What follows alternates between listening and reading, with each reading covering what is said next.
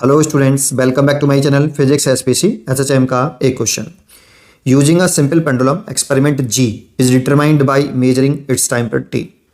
Which of the following plots represent the correct relation between the pendulum length L and time period T.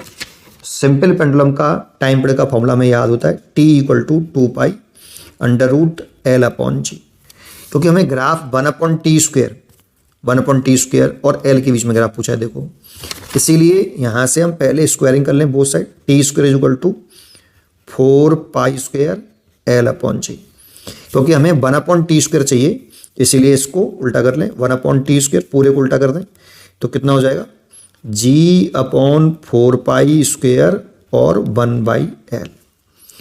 अच्छा, अब एक चीज देखिए, यहां हमें ग्राफ में प्लॉट करना है एल और 1/t² के बीच में, क्योंकि ये y एक्सेस है तो इसको मैं रिप्लेस कर लेता हूँ y से। y इक्वल टू 1/t² मान लेता हूँ।